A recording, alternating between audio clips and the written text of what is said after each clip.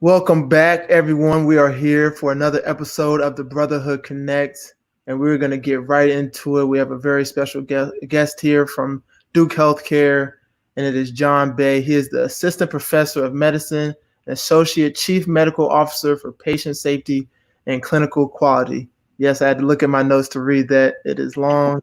Um, Jon, thank you so much for joining us during this difficult time. I know you're very busy. It has been an unusual time, and it has been very busy, but I really appreciate everything you guys are doing to support the community. Appreciate you. So just want to start first question for you. Can you give us a feel for how Duke Health Systems are handling this fight against COVID? Yeah. Well, it's really been, I will say, inspiring to see how well our team has responded to this crisis. Right from the get-go, early on, when we started to see that, in fact, COVID was going to hit our shores, our team members started pulling together and began preparing for what could we expect. And all throughout this have ramped up the preparations to anticipate the volume of patients that would be coming to Duke. Yeah. I think our focus has been on a couple things. One, how do we anticipate and take care of our patients that are coming in with COVID? How do we prepare for that by making sure we have the right number of beds, the right number of equipment, how to make sure we have the right number of protective gear for our team members. The second thing has been really focusing on how do we support our team members through this to make sure they're safe. And certainly there's been a lot of stories about how to make sure people have the right protective gear. And we've been working really hard to keep our own employees safe so that they can care for others. Yeah. And then right now we're really entering a phase where we're thinking about how do we continue to care for the patients who don't have COVID. I would say it has taken a huge team to prepare the organization and to help us manage this crisis. And again, it has been inspiring to see us all come together to do that. Absolutely. So what's your role in all of this at the hospital? We've been focusing on a couple things. In my role as one of the associate chief medical officers, I help support thinking through what are protocols and medical practices for the organization as it relates to some of the COVID care. Also have been really focusing on even forward planning. What's coming 2 weeks from now, 4 weeks from now, so we can be prepared for when that comes. What are the things that may surprise us or come downstream? That's been part of our strategy to continue to be prepared and to stay ahead of this. And then part of the role that I serve for the organization, before COVID, has really focused on patient safety and clinical quality. And in that role, have been focused on actually the importance of caring for the well-being of the workforce to keep our patients safe. And it has been crucial to take care of that during this time, and have rallied a team to focus on the well-being of our workforce while they're caring for patients with COVID. Wow, that's awesome. That's great stuff. Wow. So next question for you. Besides social distancing and staying at home, everything that we've been reiterating on every episode, and it's all over TV, what else can people do to stay safe and help the world? What else can we do? Well, I'll just reinforce how important it is to maintain that social distancing and to stay at home. And actually really will say thank you to all the bravery people have put on display by staying home. It's tough. There's a lot that of troubles and turmoil that people are going through, a lot of hardships. But staying at home, socially distanced, is one of the most important things you can do. I will say that other ways to support the Duke Health community are through some donations. Our current supplies are quite adequate, but if there are medical equipment that's unopened, food and beverages for our healthcare teams, or even just financial contributions as we prepare for these anticipated surge in patient volumes, all of those things, every little bit really, really helps. And we've set up some sites, giving at dukehealth.org, among others, or if you just go to the dukehealth.org website, you can see for ways to help. And there's a number of opportunities there to tell you how to support a community. That actually has been another one of just the really amazing silver linings during all of this, has been the outpouring of support from the community at large. We've had over 5,000 meals delivered to healthcare workers. We've had just more PPE than we can handle coming in through the donations. And that has been really important to support, again, the well-being of our team members and to keep them safe. Yes. Now, for everybody watching, you see the link down below. Let's continue to do our part. I say it all the time. We're in this together. our heroes out here on the front lines, making sure we're all safe and fighting COVID. Like let's do our part to help out Jon and all the healthcare professionals out there. Let's just continue to do our part. So last question for you.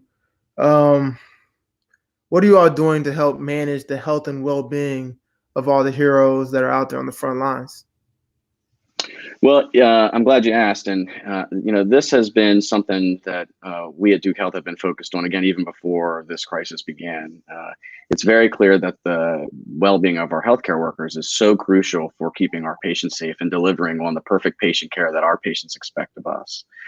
So we had a number of resources, available that we've pulled together to make available to our team members through this crisis.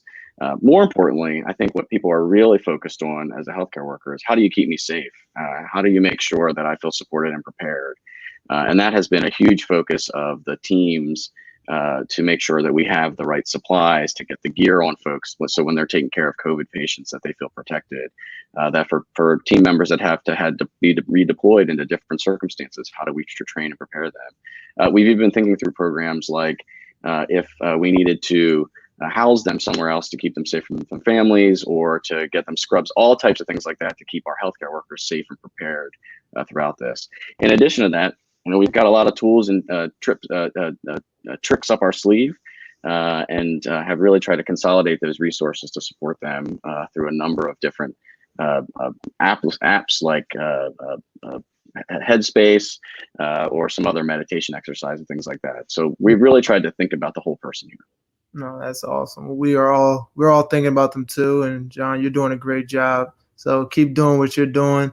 Thank you so much for coming on. I hope all the viewers were listening to you. I know I was. I'm gonna continue to reiterate to everyone to practice social distancing just to keep us safe and lower this curve. So give me a fist bump. Absolutely. Next year, I want you at a game. So I'm gonna send you an email, get you some tickets. We'd love to have you, and just thank you for everything you're doing for us. Well, thank you to your community and to our community at large. I would just sign off by saying that we are all in this together and everyone is doing their part. So thank you for staying home, and thank you to all of my colleagues out there on the front lines, from labs, from environmental services, to our nurses and our doctors and our first responders. We're all playing a part, and we're going to take this crisis head on. Yes, sir. Thank you so much.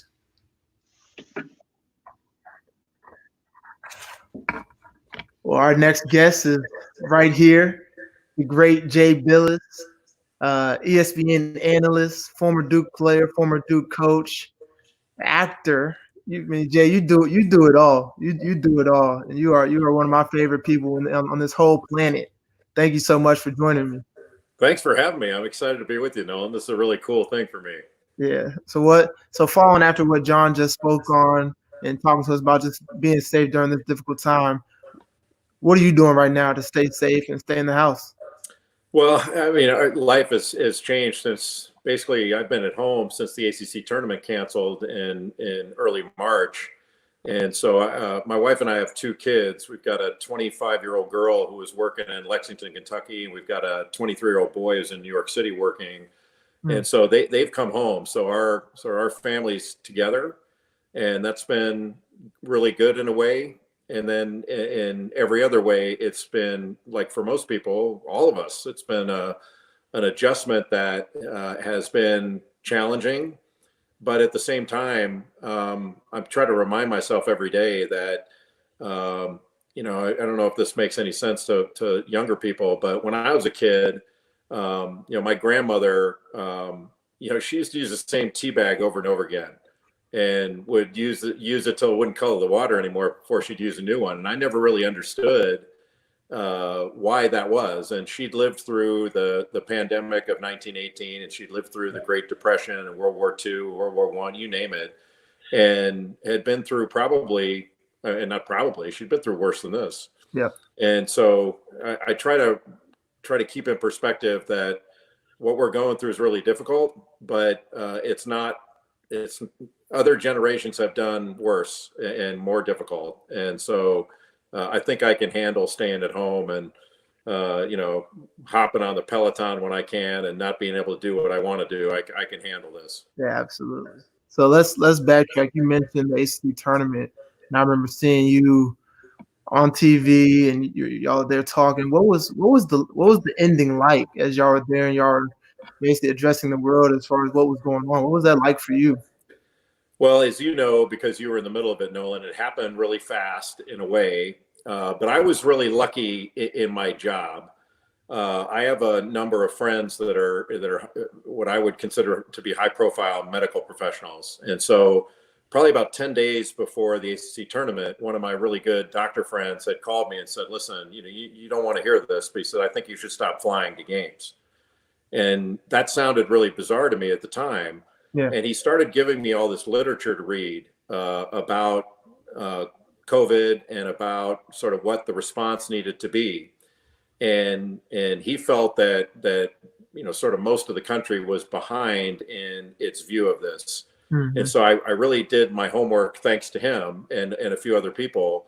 So by the time we got to Wednesday, for a lot of people, Rudy Gobert testing positive was the sort of the tipping point. For me, it was earlier that day when the World Health Organization declared this a global pandemic. Yeah. And so by the time we got to Thursday morning, I was stunned that there was even a discussion that we were going to play. And so that's kind of where I was. But once it was decided, and then when I drove home on late Thursday night after being in that arena all day long, and you guys had to deal with it, but at the hotel before you went back to Durham. But it didn't hit me until the drive home. Like, life is going to be a lot different for a long time. Yep. And I just processed sort of the job during that Thursday. But once I got home, I was like, it's funny. We're in the same boat on this. This is the first time in my adult life that I've gone 45 days in a row without being on an airplane. I've never done that before. And so it's kind of bizarre, but it's been an adjustment that we're all making. But that's been one of the weird things is I'm not doing anything like I would normally do it. Yeah, no, it's totally strange times indeed. So, wow. So to mix it up, Jay, give me your favorite Young Jeezy album. TM 101. Jay, No we on the same page. I'm old school on that regard. Oh, yeah, that's my favorite album too. I listen to that one quite often. So when you are tweeting those quotes, I've always wanted to know this. Do those just come to your head? Are you listening to the song in the morning time, getting you going that you tweeted, or is just how do you get to those tweets? That's how it started out, was just whatever I was listening to at the time. I would put that out, and then I started getting paranoid about, am I tweeting the right lyrics out? As you gotta sanitize some of them. Yep. But there was a time I was going, even from when I was a kid, I was going, hey, am I hearing these songs right in the lyrics? And I wasn't sure I knew all the lyrics correctly. So I was paranoid that I was making mistakes. Yeah. And so I started making sure before I tweet it out now, I make sure that I've got the lyric right. So I have to plan them out now because I travel so much. Right now, I'm doing them for the last 30, 45 days. I'm doing them that I plan it out like the night before. I think about it the night before based on what I might be listening to or thinking about. Look, I'm with you. I'm probably a guy that would have to Google them before I tweet them just to make sure, because my mom, I wasn't really allowed to memorize music growing up because my mom would always be that mom that looked back like, you better know your score like you know them lyrics, and then I'd be like, all right. So I stopped listening for real. So I didn't want to get in trouble. So now I'd look up the lyrics too. Well, when I was a kid, I'd listen to a lot of music, and I'd have lyrics wrong, stuff that I'd listened to 1,000 times, and I thought it was a different word, and so but it was different when you're just saying thinking in your head and singing it, and then when you're putting it out there, I didn't want to step all over it. You got to get it right. Jeezy would tweet you if you got it wrong. He'd do more than tweet me. So Jay, your Duke career playing, you had over 1,000 points, over 600 rebounds. What made you choose Duke?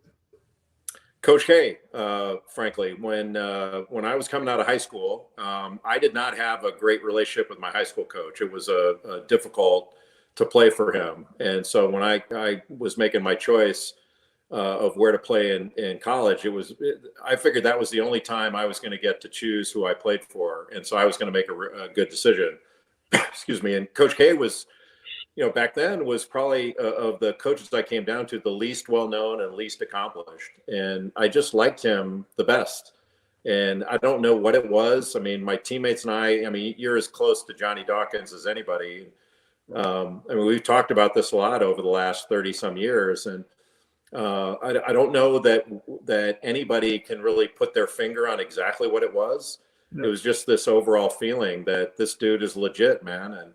And I like him. I trust him. And it turned out to be a great decision. We knew it was a great decision at the time, but it's kind of like, honestly, it's kind of like the Michael Jordan, the Last Dance thing, that if somebody had said when Jordan was a freshman or sophomore that he was going to be the greatest player ever, people would have gone, "What, are you kidding?" And so when we were playing for him, if somebody said, "Hey, there goes the greatest coach ever," eyebrows would have been raised, maybe more. Yeah. But we knew he was the real deal for us, and that was all that counted.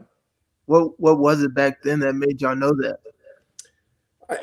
It's probably the same for you, honestly. You just probably had, being so many years later, he had more of a track record and had a bigger trophy case. But I think it was the same for you and me and all of us, that when he talks to you, he connects in a way that not everybody does, and very few, frankly. And then he's so trustworthy. Like, he's just an honest guy. And that was what struck me, because when I was being recruited, Duke was negatively recruited against a lot.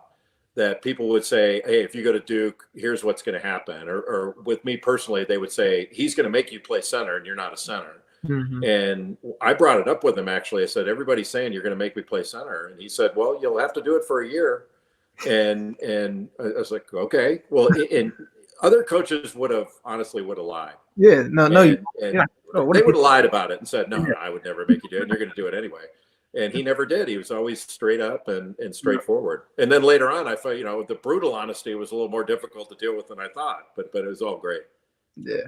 So you played for him. Then you ended up becoming a coach with him. Mm-hmm. What did you learn from the coaching side of Coach K that's kind of stuck with you throughout your journey and your career? Like, what did you learn from the coaching side of Coach K? Yeah, that's a great question. I think I learned far more about the game itself, not just about our way of doing it, the Duke way of doing it, but you intensely studied other teams. Yeah. And so I think I learned more about basketball during that period than I ever did as a player. And I don't think this changed really from my time to your time, is that while Coach K and the coaching staff had this voluminous knowledge of opponents, they didn't give it all to us. They gave us what we needed to have in order to perform and to function at a high level and be fully prepared. But they didn't bog us down with details that were going to slow us down, if that makes sense. Yeah. And so I might not have known how much detail they had gone to and how much work they had put in until I was a grad assistant on the staff and I got to see it. And then sort of the amount of thought that went into just all of the relationships on the team, that Coach K was he wasn't not necessarily pushing buttons. I don't want to make him sound like he's the Wizard of Oz or anything, but he was in tune with everything. Yep. And nothing surprised him. And then when there was an issue that I believe, and I don't know, but I believe other coaches might have let go because it wasn't worth the friction of dealing with it. He dealt with it right away, so that it never became a bigger issue. Yeah. And I think he's way ahead in that regard, even now, in doing that. I see a lot of practices, a lot of coaches, a lot of way people do things, and he doesn't let anything go. And I think ultimately that's very helpful to him and the players. Yeah, no, it's amazing to see at 72 that he's still the same guy that you're describing right now. Like, he's still very in tune and He asks us about players and what's he feeling, what's his mood, just all the little things that a lot of coaches might overlook. He's locked in on those things. So that's what makes him great. So you won 2 championships as a coach. What was it about those teams that were special? Well, they were unbelievably talented.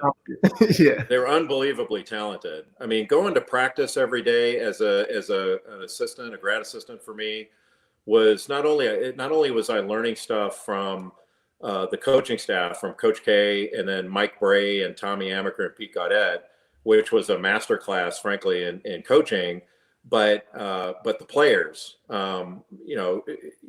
it's almost like you didn't have to teach players anything because they already knew how to do it. And if you told them to do something, they could go out and do it. And, so to have Christian Leitner, Bobby Hurley, Grant Hill, Thomas Hill, Brian Davis, Cherokee Parks, you name it, it was absurd. Antonio Lang, it was absurd how good those guys were. And, there's some of them were at different levels of growth. So like Tony Lang, his first practice, I wasn't sure Tony Lang was going to make it through his first practice. I thought he might fall out and never reach the end of it. And then he turned out to be an NBA player. He's so good. And maybe there's not a nicer player that's come through Duke than Tony Lang. So seeing all that stuff every day was so cool. And honestly, Nolan, not to blow smoke at you, but one of the best things for me about having been a player at Duke, and the thing I'm proudest of, is not necessarily what the teams that I played on did. Mm-hmm. It was sort of the fact that you were a part of something. Like it seems like every class of player that comes in after you marvel at how great they are. Not only what great players, but what good guys. Yeah. And it's just been a continuum of good guy after good guy. Yeah. And now a lot of guys my age, they have very little connection to their school because their coach left. Yeah. And, my coach is still coaching where I played, and I played a long time ago. And that's kind of hard to believe. And it's been a unusual gift for me. Yeah. No, it's crazy. And you're right. You're definitely spot on as far as the guys that come through our program. I mean, that's something that I know was a big reason of me choosing Duke. It was to be literally sitting here talking to you.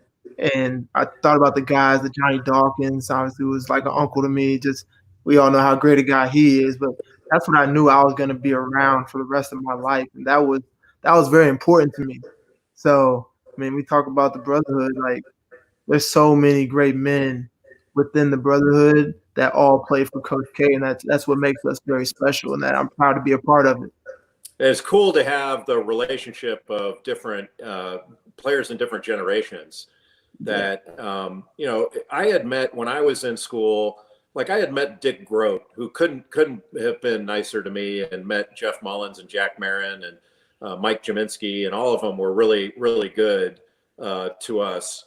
But it wasn't the connection that there's been since then. And that's built up to a level that honestly I couldn't have fathomed. Yeah. And now if I would have known that in high school, it wouldn't even have been a decision. I didn't know that, but it's been an incredible gift to have this and all these relationships that you can literally pick up the phone anytime you want and call a Duke player that played 20, 30 years after you, and you feel like you've known the guy forever. It's pretty cool. Nah, you're absolutely right. You take me back in 30 seconds to come on this, so I appreciate you for texting that. Well, it was a real bother to get a text from you. Tough stuff. So let's jump to the next phase of your career, we'll say, and being an ESPN analyst. What's your travel like during a basketball season?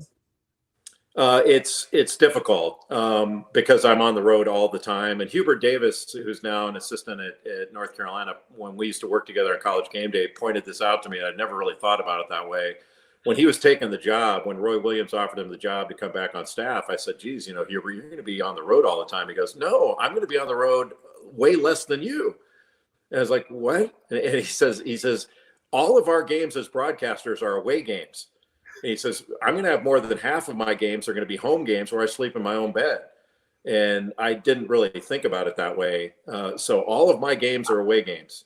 So I travel from basically October, probably middle of October until the first part of April. I'm on the road probably 4 or 5 days a week. And it's not so bad because I'm going to great places, and I'm lucky that some of my games are within driving distance of my house. But the problem I have is if I have a game where I can drive to it, and then I got to fly from that game somewhere else. That makes it a little more difficult. But you get used to being on the road all the time, and it's seasonal. So I'm hoofing it really hard for about 6-7 months, and then the other 4 or 5 months, it's not too bad, and I can hang out with my wife and be at home a little bit more. So it's pretty good balance. Yeah.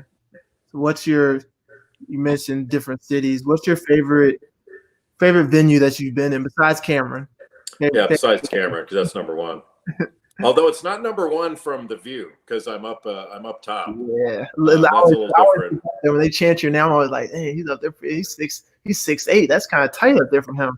It's tight and it's hot, and look, there are worse things in the world. It's not. I'd rather be there than anywhere. But I would say outside of Duke, Kansas is my favorite. Yeah. And Allen Fieldhouse is kind of like if you play golf, like going to St. Andrews. The James Naismith, Dr. Naismith was the first coach there. Dean Smith played there. Adolph Rupp played there. Wilt Chamberlain played there. You name it. It's ridiculous, the history of the game. Yeah. And the arena is spectacular. It's just one of the truly cool places. But honestly, I don't go many places that aren't great. Yeah. And it's been a long time since I've been in an arena for a game, and I'm lucky the quality game I get to do, where it's not a packed house and it's not a sort of a storm the court type game. So I'm pretty lucky in that regard. Yeah. And everywhere's different. It's somehow when you go to an NBA arena, they seem more similar than different.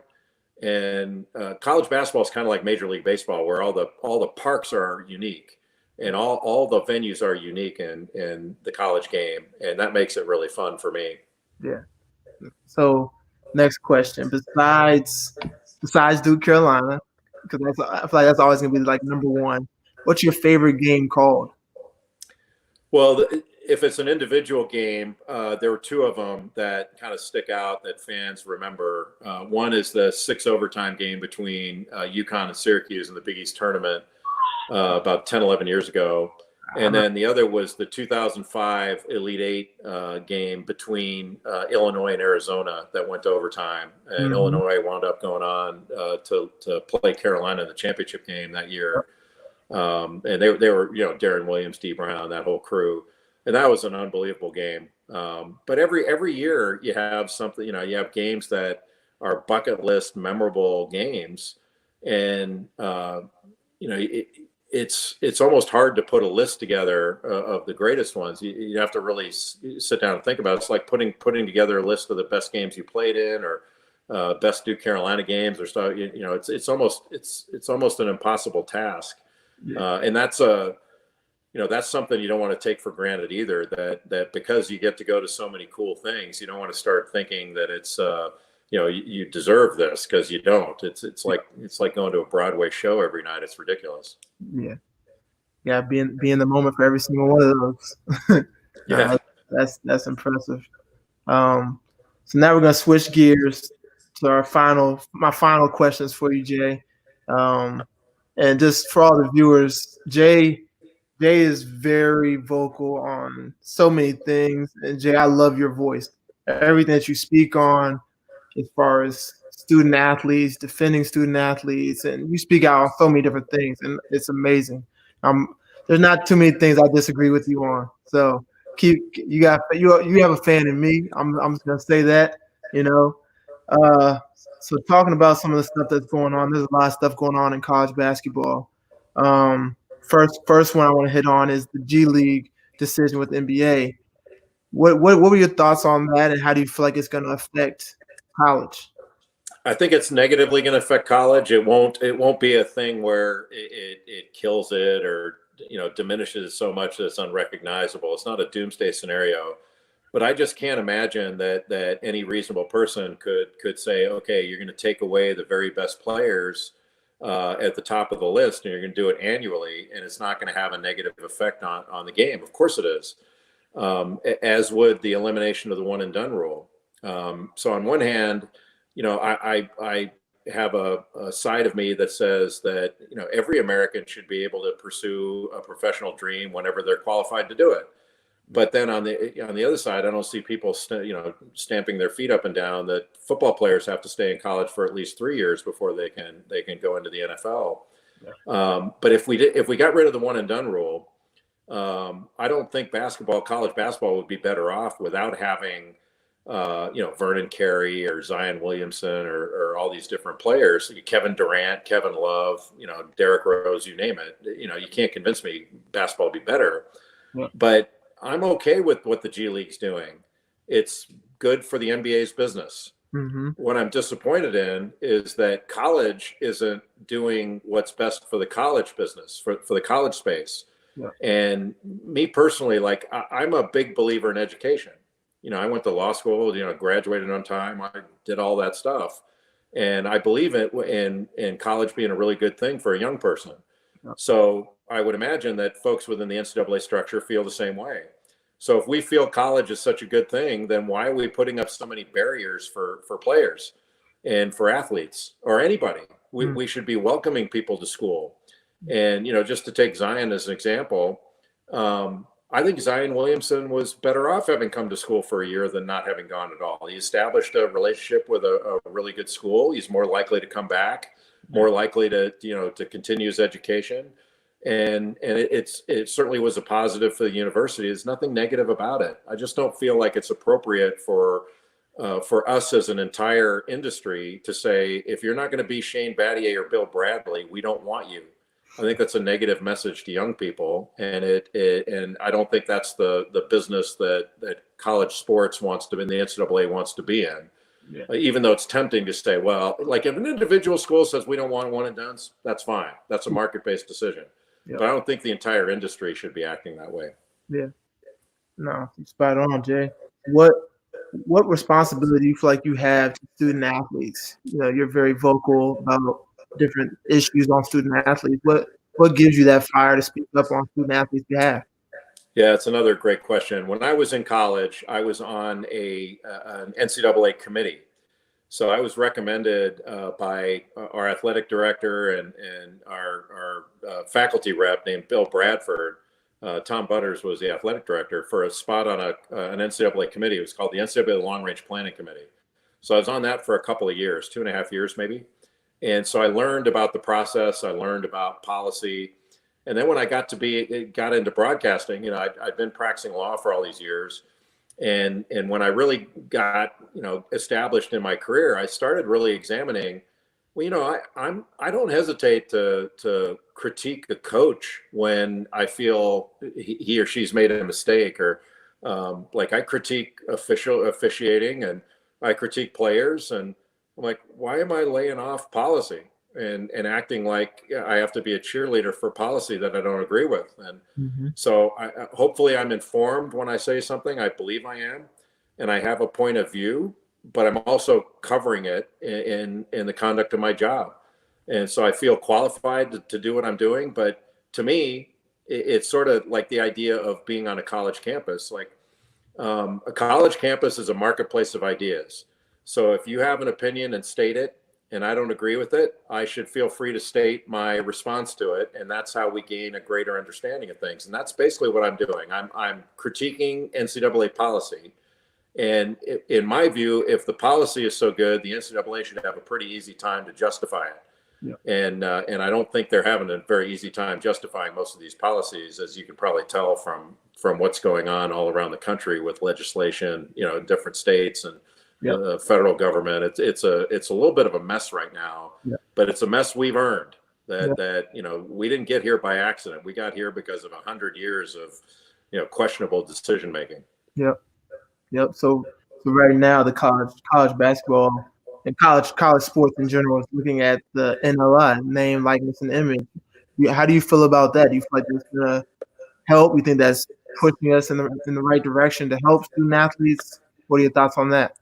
I think it'll be an adjustment only in the way it's always been and the way we think. Like we have this, in my view, this thought process about college sports that almost like it's like third grade, like everything has to be completely fair. Like Nolan's cookie is bigger than mine. It's unfair. It's unfair. Like, no, it's not. It's not unfair. And it's not, it's like people saying it's unfair that Coach K gets to coach the Olympic team. Nope, it's not unfair. Maybe it's not the same for everybody, but it ain't unfair. Okay. And it's unfair. It's unfair to tell, in my judgment, to tell one group of people in a multi-billion-dollar business that you're the only ones that don't get to benefit from this monetarily when every other student gets to benefit. And so that's all we're going to have to adjust to. I think it's going to work out just fine. Yeah. That players, like, and going back to the Zion Williamson, because everybody knows him, I don't think it would have caused anyone any problems if Zion could have profited off his name, image, and likeness when he was in college. And I don't think that players at the end of the Duke bench would have been jealous. I don't think other students would have had a problem with it. I think most people understand what a meritocracy looks like, just like nobody seems to complain if a student writes a book and makes money or acts in a movie and makes money while they're in college. Yep. I think we'd be just fine. It'd just be different from what it's always been. And Yep. So it would require old timers like me to adjust to it. So thank you for that, though, Jay. Thank you. So last piece, and it's branding. And you came and spoke to our team and taught our guys some great lessons. I know I've benefited from branding with the great Dave Bradley and myself back in 2010 when Duke Blue Planet was getting started. And ever since then, I've really got a feel for what branding was all about and started, creating my own brand. But how important is branding? And two-part question, how can a student athlete hurt his or her brand? Well, I mean, branding, the term brand has taken on almost a special significance in the last probably 10 years or so. And it seems very businesslike to say, but it's really just your reputation. And you ask any player, what do you want your reputation to be? How do you want to be thought of? How do you want to present yourself publicly? And really, it's harder now than ever to keep the reputation that you want, because there's so much out there that can be misconstrued. Yeah. And just as an example, now with social media, with camera phones, you can't get away with anything anymore. And if you're out somewhere, you have to expect that you're going to be photographed and it's going to be public knowledge. So there's really nothing you can do that's private. Yeah. And as long as you know that, you can deal with it. But just something for me, if I'm out at night in a restaurant or bar and someone wants to take a picture, I respectfully ask that they don't have a drink in their hand while they do it. Yep. And I don't have one, and it doesn't matter whether we're all drinking, kind of milk out of a solo cup at a milk festival. Yep. That's not the way it's going to be construed if somebody sees it that way. So you have to just sort of think about things like that. Yep. But there are also things, and you also have to be mindful in a team atmosphere that what I may think is funny or cool or okay for my brand based on the way, it may not reflect well on you, one of my teammates or my coaches. And so you have to take a more collective view of things. And it requires some maturity and thought. And so at my age, it's a lot easier because I didn't grow up with social media. So I don't, I look at it as a tool, but I look at it kind of like fire. It can heat my house, or it can burn my house down if I'm not careful with it. Yep. But I think when you're younger and you grow up with it that way, you would think that makes everything better for you, and you would understand it more. But I'm not sure that's true. So I think your players, your players are really lucky. I think they know that. but to have, Dave Bradley and your whole social media team that is helping them through this, and then educating them on here's the best way you can use it, sort of with your own brand, and because they're really intertwined. And I think your players do a really good job of it. All the stuff I see and all the former Duke players, at times they're funny, they're poignant. They seem to always strike a really good tone. As long as we don't get into whether the earth is flat or round, it seems like everybody's right on target. No, you're right. You're right. Kyrie's not watching this. He's not going to have to worry about it. Nah, he's not watching. He's not watching. So just going off of that, I know I geared that question more towards student athletes. So for the listener, that's probably like a 24-year-old non-student athlete. Would you say the same thing to him or her about their brand? Like, because everyone, even if they're not playing a sport, they still have a brand to uphold. Would you still give them the same answer? Absolutely. It's about their personal reputation, their professional reputation. So something they may think is funny among their friends, their employer might not think is very funny, or a future client or a future employer. So it's really not about the now as much as it is about the total big picture. And so, when you're, in college or just getting out of college, and you may think something's funny or something motivates you politically, that may not put you in the best possible position as decisions are made later on for you. Yeah. Because people look back at that, and that's a big part of research and due diligence among employers and people who are deciding upon you, or whether they're going to keep you as an employee, as a client, you name it. Yeah. If you have some things out there that you've said or opined upon or retweeted, as you know, I mean, if you retweet it, you own it, man. You might as well have said it yourself. Yep.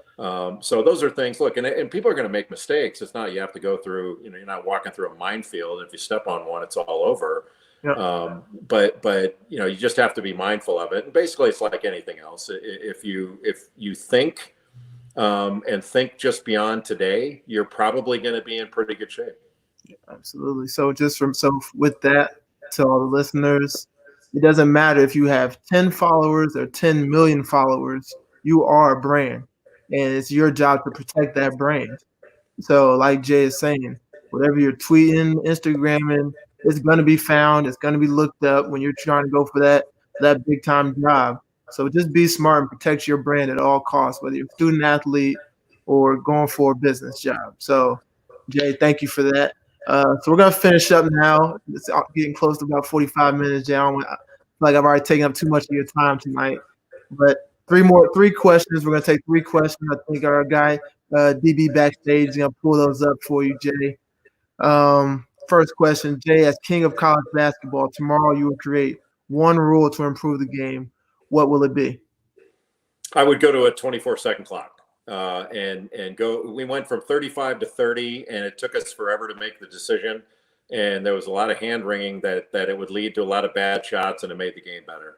And I can't imagine that if young kids in Europe can play with a 24-second clock and FIBA rules, that American players would have a hard time with it. We wouldn't. Basketball is a game of quick decisions, and as the game has gotten faster, the players have not only responded to it. It's become a much better game. I mean, I don't know if you thought about this, Nolan, but well, just in watching The Last Dance, there was a thing the other night about Jordan when they won their first championship, giving the ball up to John Paxson. Yep. And Paxson, was 5 for 5 in the fourth quarter, and they were all mid-range jumpers. Yep. And those would be considered bad shots now in the NBA. Yes. And so it's amazing how the game's changed. But if we could keep evolving and get it down to 24, I think it would make the game even better. I agree. Ask Jay, who the second most funny Duke guy is behind him. Wow, that's a good question. There's so many guys. Like Nolan, you'd be up there. You're sneaky funny. I guess I'm sneakiness. You're the guy that if you had played baseball, you would have been giving guys a hot foot, and pulling all that stuff in the dugout. You know, it was stunningly funny that doesn't get credit. Well, one, Coach K is way funnier than he gets credit for. He's really funny. Yes, he is. And then JJ Redick's really funny. JJ is very funny.